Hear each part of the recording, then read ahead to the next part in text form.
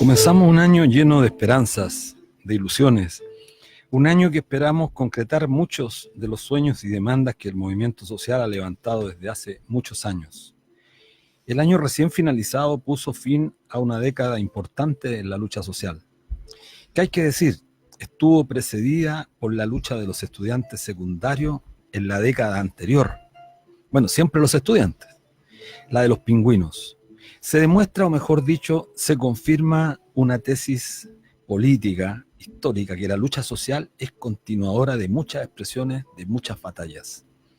La década que terminó la comenzamos con la lucha contra Hidro Aysén, batalla que terminó favoreciendo a miles que se oponían a destruir la Patagonia en beneficio de las grandes compañías.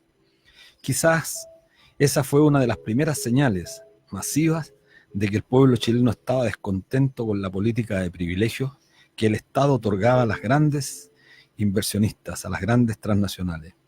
El periodo de Ricardo Lagos, que nos hablaba de crecimiento con equidad y que entregó al final de su mandato una de las tasas más desiguales de riqueza y concentración, al punto que algunos empresarios al fin de su gobierno llegaron a expresar que lo amaban. Sin embargo, fue la irrupción del 2011 del movimiento estudiantil el que alertó respecto de la voluntad existente para acabar con uno de los pilares del modelo. Hay que decirlo claramente, uno de los negocios instalados en los derechos. En efecto, la privatización de la salud y más concretamente el inmoral negocio de la industria de la educación hizo que la ciudadanía adhiriera en un porcentaje significativo a la demanda estudiantil.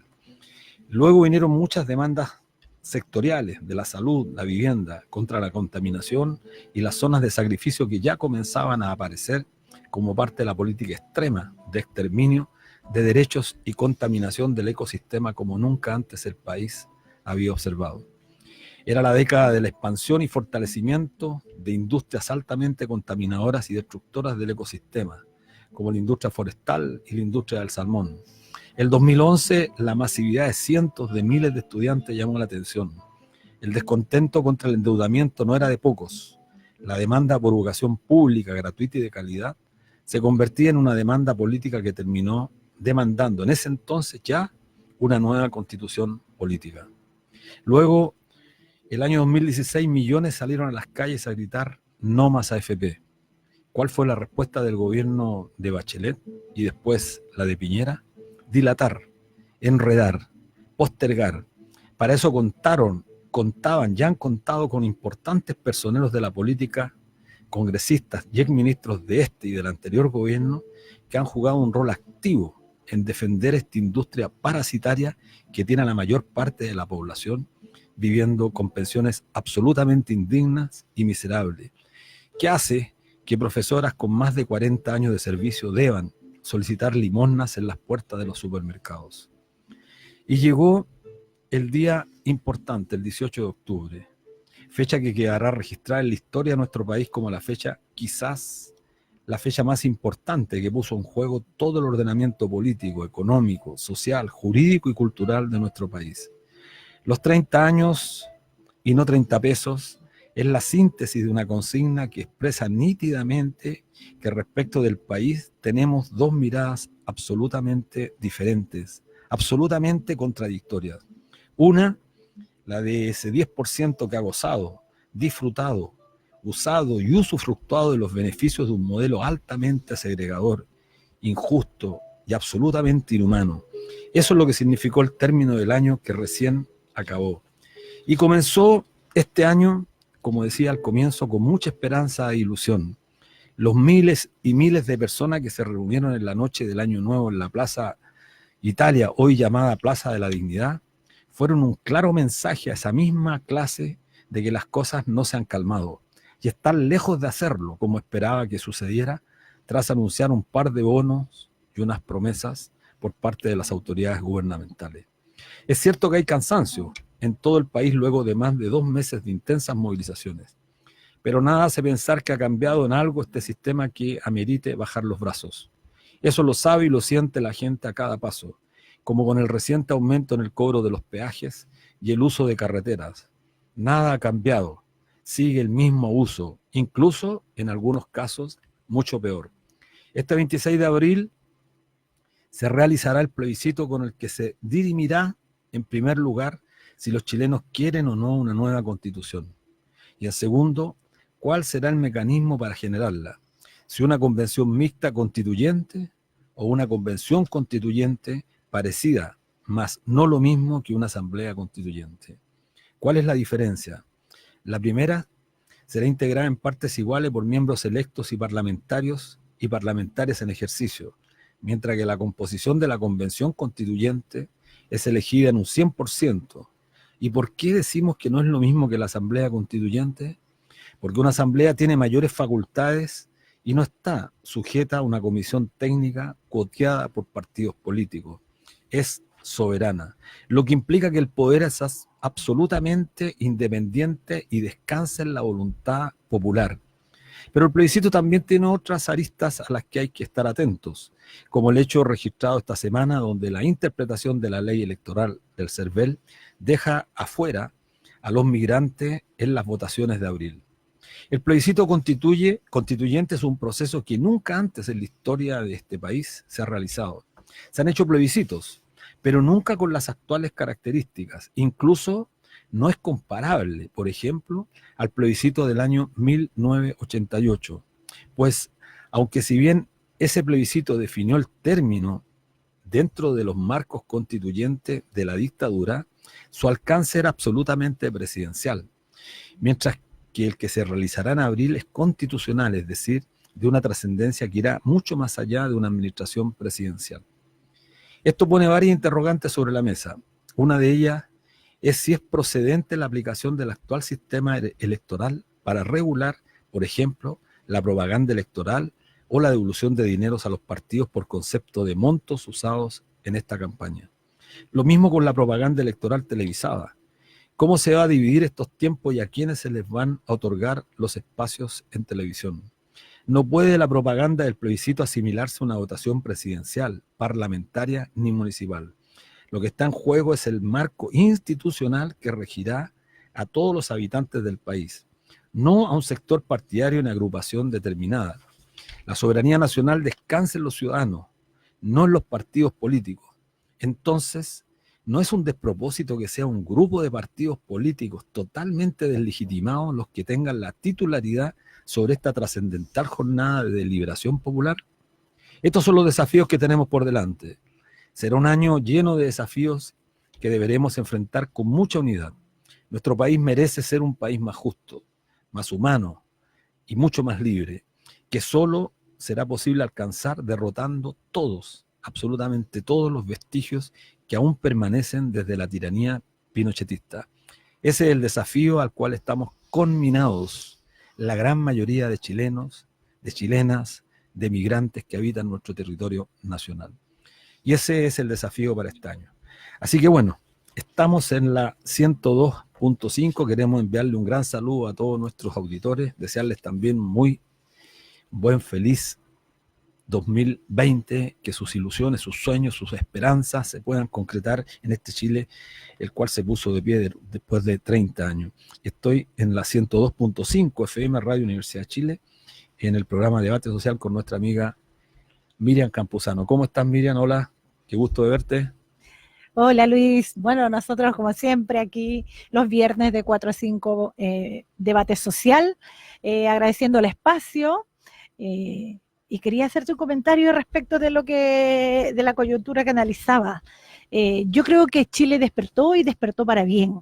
Esto de las comisiones técnicas que tú hablabas, cuateadas por partido político, la gente no las cree, porque desde que el tecnicismo se vendió al mejor postor ya no hay la mística que había antes de servir a la comunidad y la gente lo entiende así. Por tanto, el poblador común, el trabajador que solo quiere vivir una vida tranquila y en paz, no cree en las comisiones ni en las mesas técnicas, sean del gobierno o de la organización que la ponga. Y por otra parte, como trabajadora común, como pobladora, hemos visto, y yo creo que Chile ha visto, que estos 6 gobiernos, los 4 de la concertación como los 2 de la derecha, han sido muy servicial y pavimentadoras del modelo extracapitalista, demasiado neoliberal. Y eso es lo que a la gente la tiene hasta el día de hoy en la calle, movilizada. No hay poder alguno, no hay acuerdo ni pacto social que logre calmar ese deseo de tanta gente, que somos la mayoría, que somos vulnerados, que estamos en el molde de la educación, donde las previsiones claramente van en desmedro de nuestras abuelas y abuelos, y que es el futuro nefasto que les espera a todos los trabajadores y trabajadoras. Así es que damos la bienvenida a Debate Social. Estamos en la 102.5 Radio Universidad de Chile y su señal online por streaming a través del fanpage @canal.social. Véannos. Bueno, muy de acuerdo con lo que planteas, Miriam. Ahora estamos, con dos invitados importantes. Vamos a debatir a partir de ahora con dos amigos nuestros. Está con nosotros Pamela Enríquez. ¿Cómo estás, Pamela? Presidenta de la Confederación de Sindicatos Bancarios y Afines, directora nacional del sindicato BCI, Banco Crédito e Inversiones, y coordinadora de Unifinanzas, Mujeres Chile, instancia que aglutina a las mujeres líderes sindicales a nivel internacional.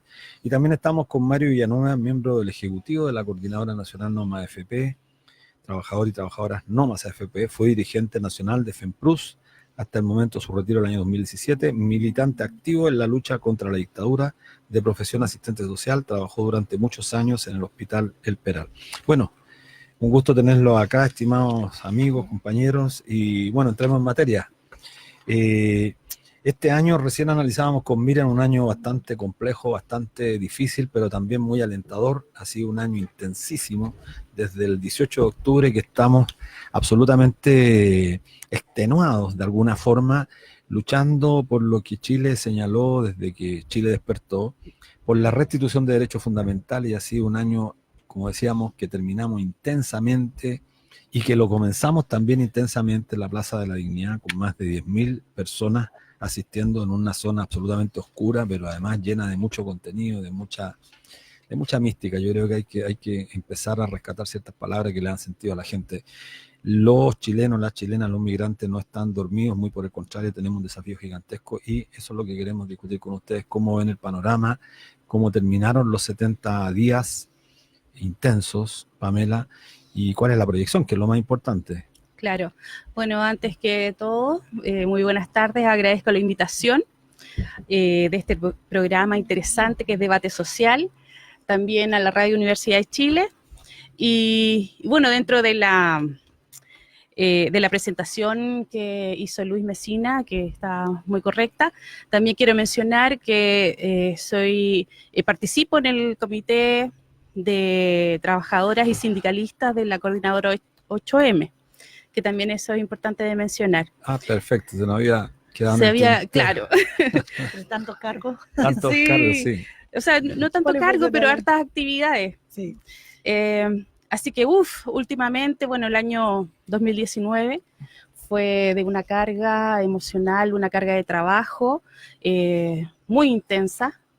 Yo creo que también en lo emocional una esperanza de que las cosas cambien, de que tengamos un nuevo Chile más justo, más igualitario, más equitativo, que podamos canalizar toda la energía de la gente que se vuelca viernes a viernes en la Plaza de la Dignidad, que la podamos canalizar de la mejor manera y llevarla a algo tangible y algo que a todos nos satisfaga en realidad. Ojalá que eso ya sea para este año y que todos sigamos con la misma fuerza que el año 2019. Así es. Bueno, Mario, no sé qué te parece, cómo terminaste el año. Estamos recién empezando este año, pero estamos absolutamente cansados. Y el lema nuestro fue: nos cansamos, nos unimos. Y justamente esa ha sido quizás una de las cosas más importantes.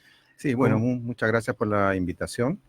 Es un agrado estar aquí en esta radio con ustedes debatiendo. Mira, bueno, tú lo decías muy bien en la introducción, digamos. Son 30 años, no solo 30 pesos.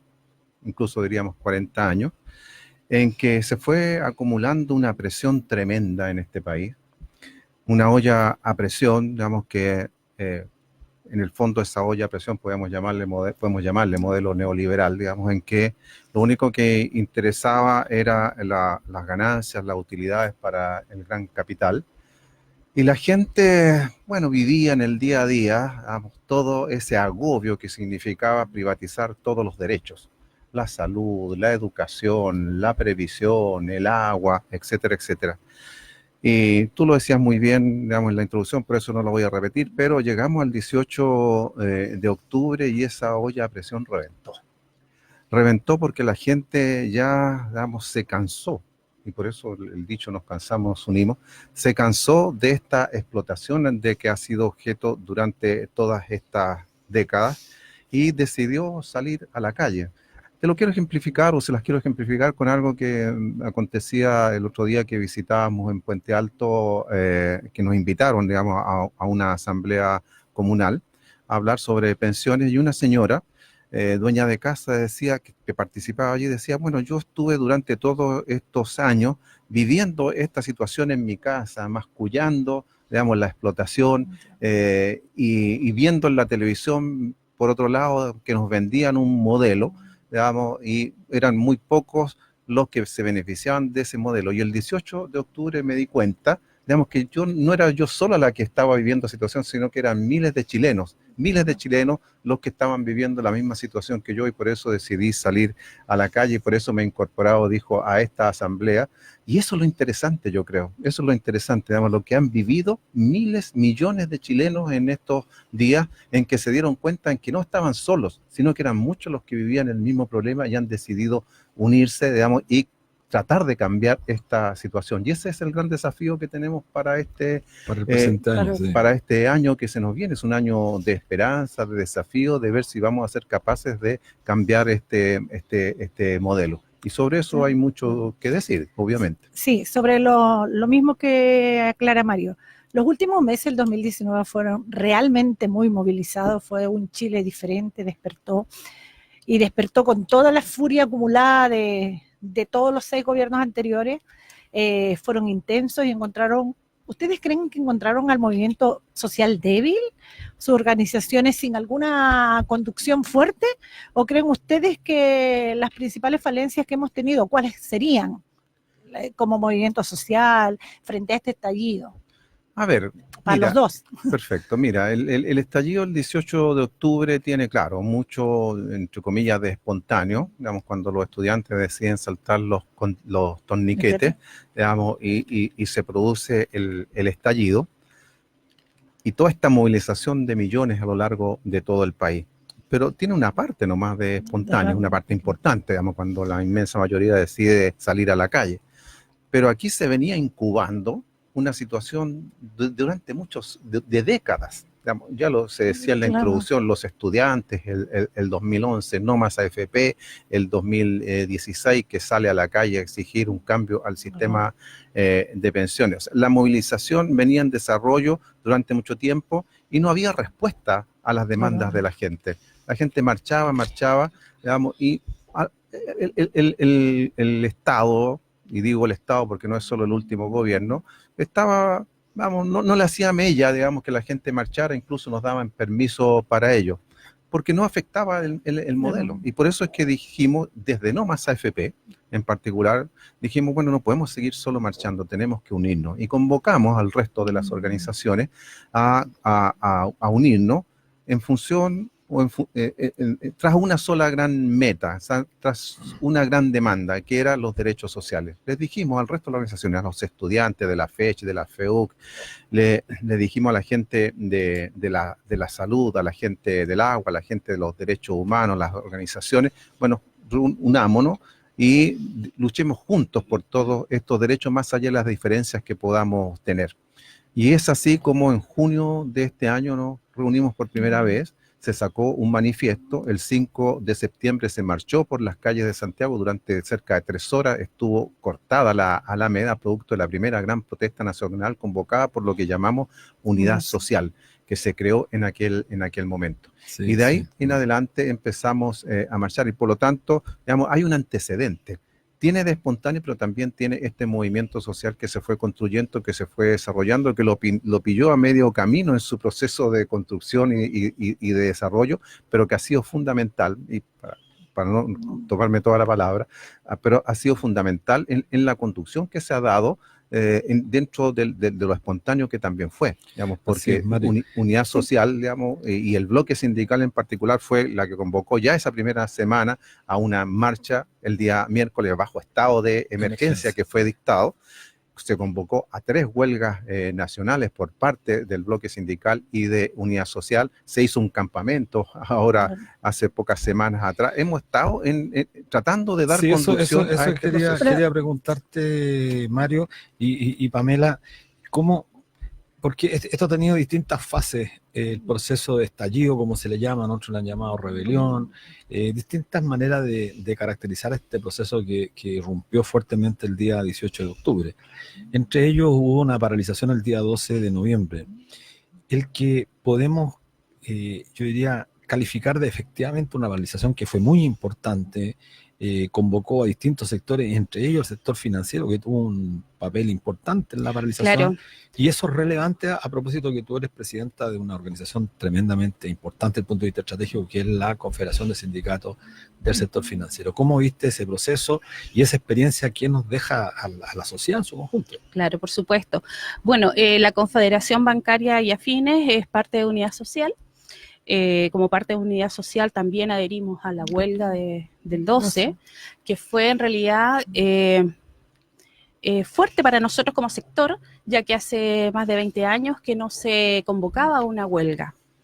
Increíblemente, los trabajadores y trabajadoras bancarios y afines aceptaron esta invitación potente, el llamado, y se realizó una huelga efectiva. O sea, en algunas regiones las sucursales de bancos no abrieron.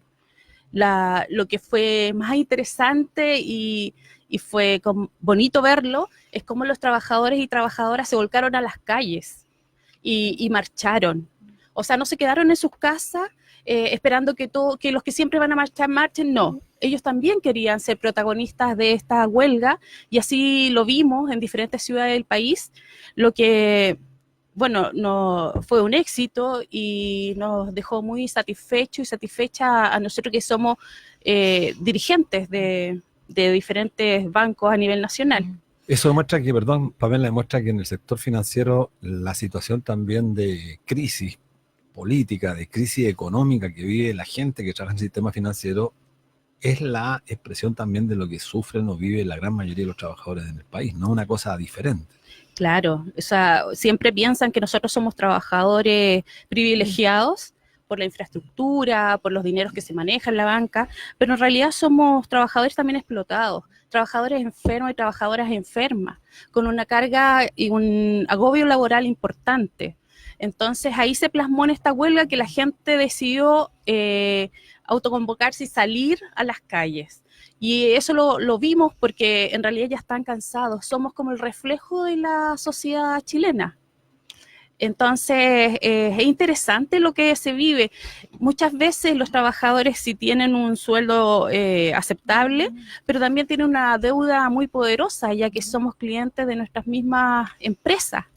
Entonces eso también nos tiene coartados de la posibilidad de manifestarnos libremente, porque tenemos una deuda en nuestras espaldas importante y como en realidad generalmente todos los trabajadores y trabajadoras de Chile.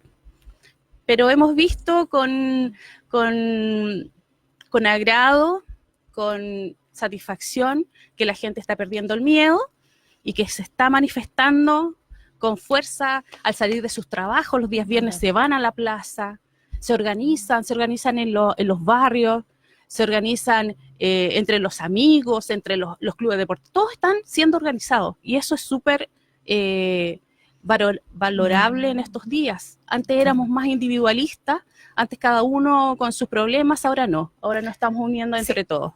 Bueno, después te haré una pregunta respecto del sector, porque sin duda el sector privado no se maneja igual, es más complejo llamar a un paro y para eso debe haber un trabajo con antelación, como de hormiga, de ir calando los compañeros. Ahora nos vamos a un breve corte musical, vamos a escuchar el tema Algo Personal con Serrat y Calle 7. Una cosa me encanta Calle linda, 7, sí, me gusta mucho. Estamos en Debate Social 102.5, Radio Universidad de Chile y su señal online @canal.social. Agradeciéndole el hermoso tema de Serrat con Calle 13, por ahí me informan que me equivoqué, era Calle 13, muy bueno. Bueno, en esta semana viene el tema de pensiones en el Congreso, viene en abril un plebiscito ciudadano. Súper importante. Súper importante. En el tema de pensiones está claro que las más castigadas, las más subordinadas somos las mujeres, somos las que tenemos las peores pensiones por el simple hecho de reproducir la sociedad, de tener hijos.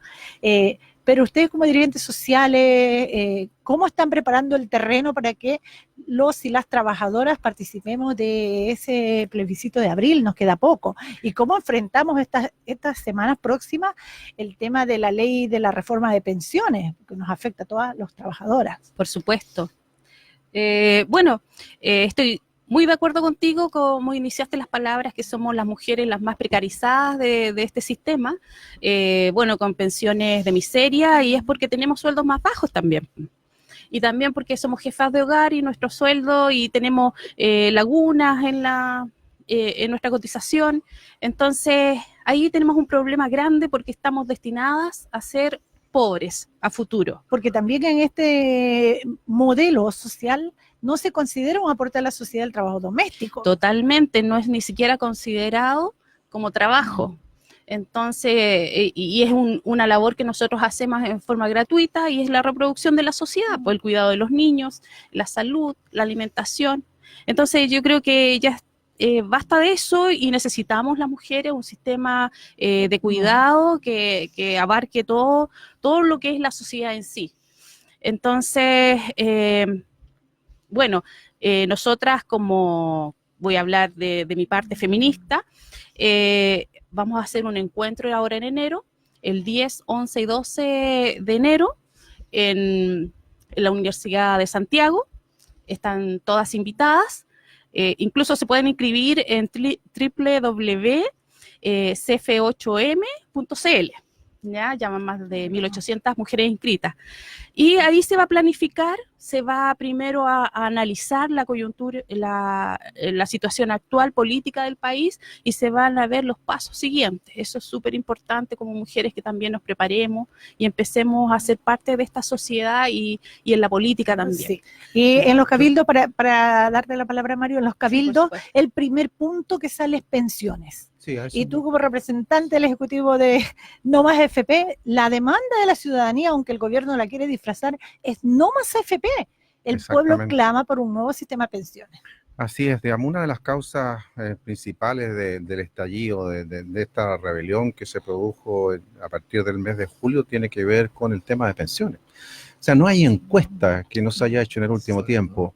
La consulta que hizo la Asociación Chilena de Municipalidades y otras municipalidades, todas dan cuenta que la principal preocupación de la gente, hombres y mujeres en Chile, es el tema de las pensiones. Así es. Porque no hay familia en Chile que no tenga un pensionado, un familiar directo o cercano, digamos, que no esté viviendo el drama de las pensiones, de las bajas pensiones. Y es por eso que son tan bajas las pensiones, digamos, de este modelo impuesto en dictadura, el modelo de José Piñera, hermano del actual presidente de la República, que es un modelo que está absolutamente fracasado, porque no entrega pensiones suficientes. Y es así que el Estado ha tenido que hacerse cargo del problema, y hoy día el Estado de Chile paga más pensiones que las AFP. El Estado de Chile paga cerca de 1.500.000 pensiones, y la AFP apenas están pagando 1.300.000 pensiones. Cuando los defensores del modelo dicen, cuando nosotros planteamos que hay que ir hacia un modelo de reparto, que hay que aumentar la cotización, ellos dicen, es que el Estado se va a tener que hacer cargo de pagar las pensiones porque la plata no va a alcanzar. Pero si hoy día el Estado se está haciendo cargo, hoy día, digamos, porque el modelo, digamos, justo dijeron, el 2020 los chilenos se jubilarán con el 100% de las pensiones. Llegamos al 2020 antes de ayer o ayer. Y no tenemos, vamos a exigir el 100%, no tenemos, estamos sacando a lo más un 23% en el caso promedio entre hombres y mujeres de pensiones. Entonces, bueno, esta es la principal demanda del pueblo de Chile hoy día, y en esta línea hay que avanzar. Nosotros, como coordinadora No Más AFP, desde el 2016 que venimos marchando, desde antes, pero el 2016 irrumpimos con las grandes marchas nacionales, y tenemos una propuesta para resolver el problema. Una propuesta que mejora las pensiones partiendo de una pensión universal para el 100% de los chilenos y chilenas al cumplir la edad de jubilación equivalente al sueldo mínimo del día de hoy, o sea, 301.000 pesos, y que además está financiada hasta fin de siglo. Pero tampoco somos tan obcecados, digamos, y dada esta situación, incluso hoy día planteamos una propuesta de transición y decimos que se aumente transitoriamente, mientras tanto, para resolver hoy día el problema de las pensiones, que se aumente, se pase a un sistema mixto con una parte de reparto que el 6%, el aumento del 5% que plantea el gobierno y en el cual hay consenso en general entre toda la ciudadanía, que ese 5%, digamos, y en rigor, digamos, que 2% sea del actual 10% que va a capitalización individual, ese 2 más 4 en rigor hagan un 6% y ese 6% vaya a reparto. Y con eso estableceríamos un sistema mixto.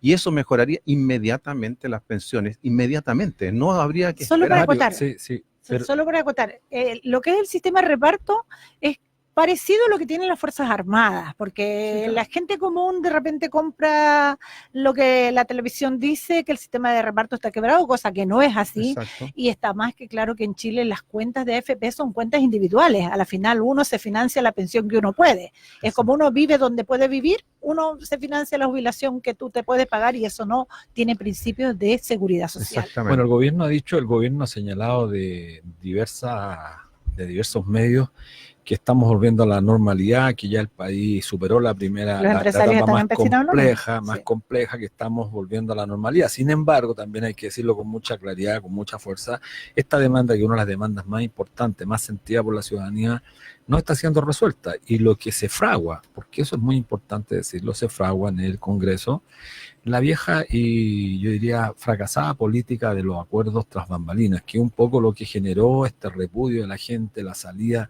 masiva de la gente, el cansancio acerca de la forma de hacer política, el desdén con el que se trata a la gran mayoría de ciudadanos, de hombres, mujeres, que exigen un respeto.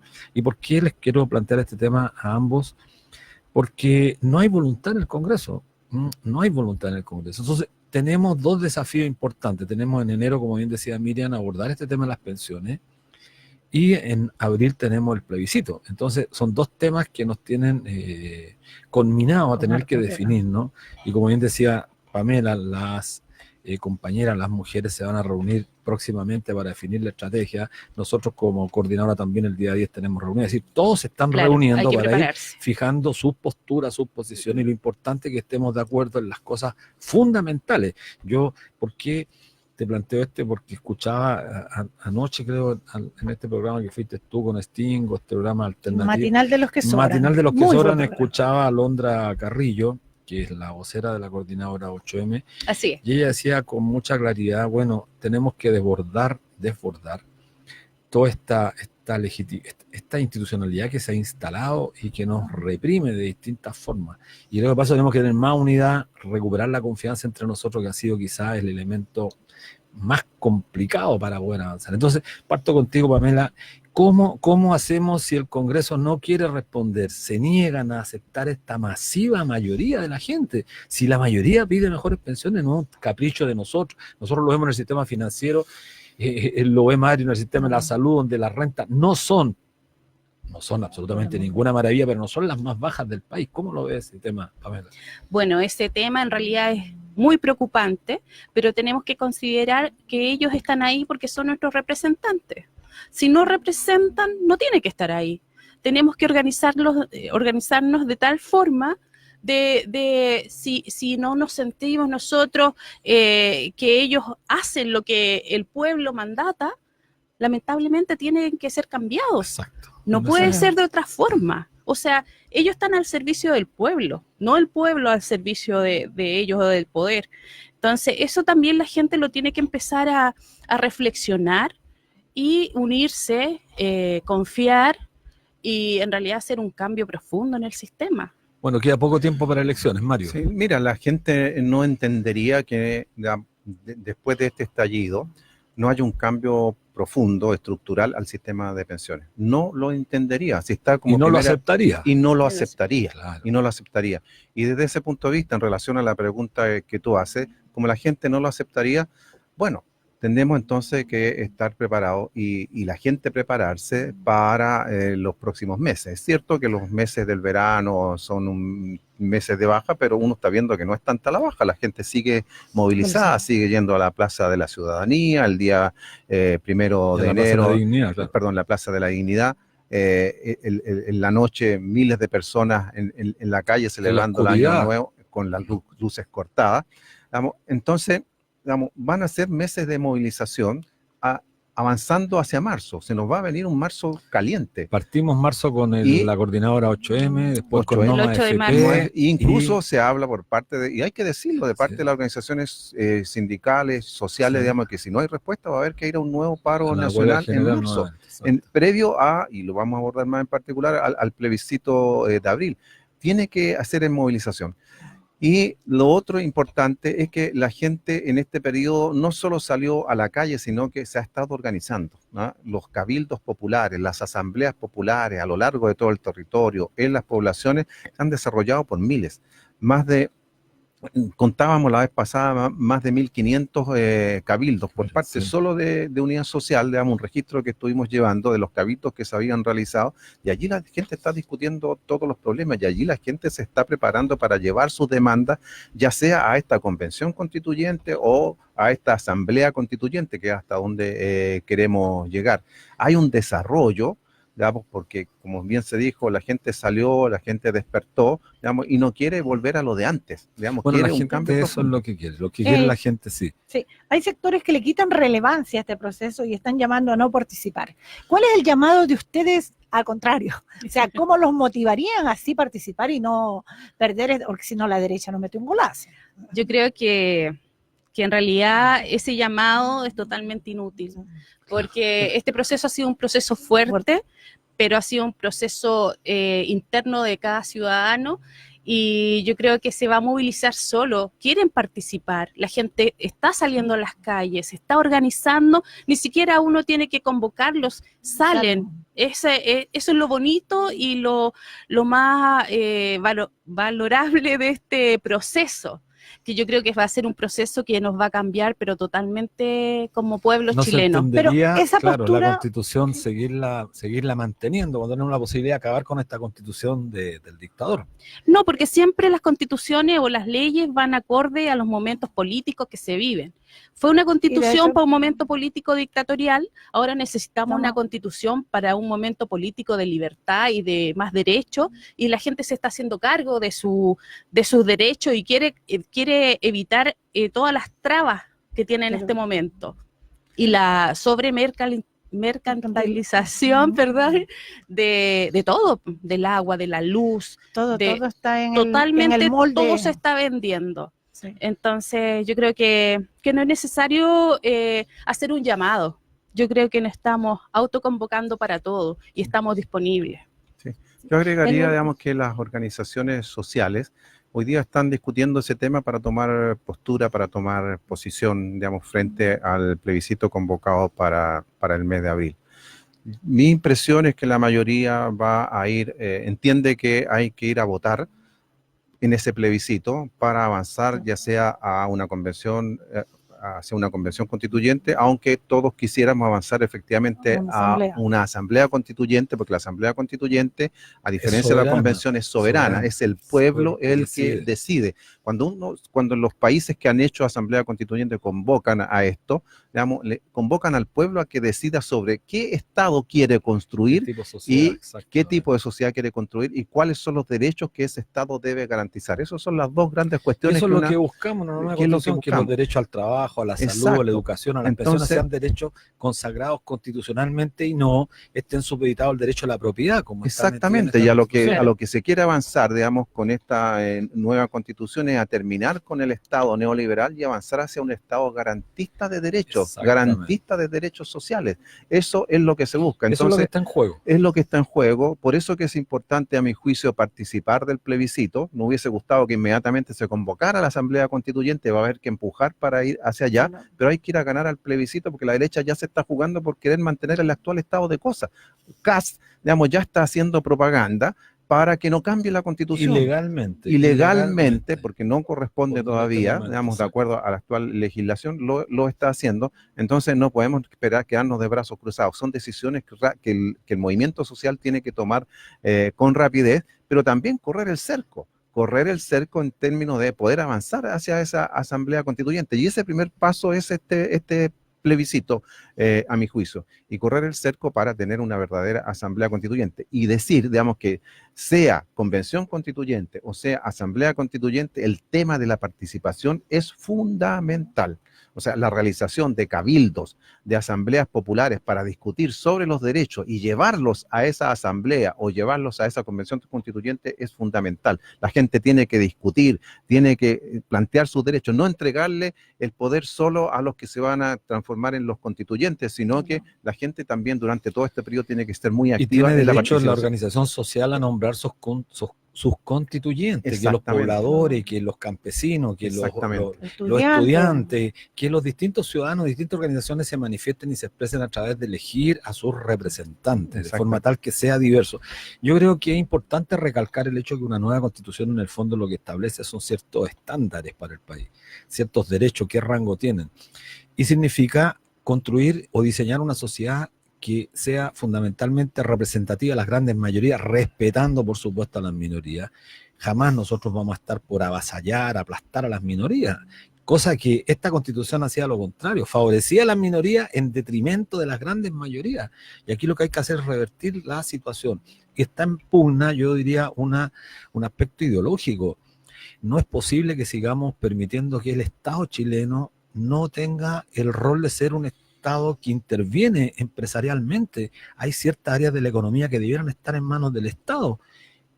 El agua, la electricidad, hay áreas importantísimas, pero sobre todo, bueno, transporte público que en el fondo lo seguimos financiando con recursos públicos para una industria privada que entrega un servicio absolutamente deficitario. Aquí hay que luchar contra el dogma que nos metieron, este dogma que planteas tú, la privatización de la vida, la mercantilización. Así es. Y esa es la pelea que tenemos que dar.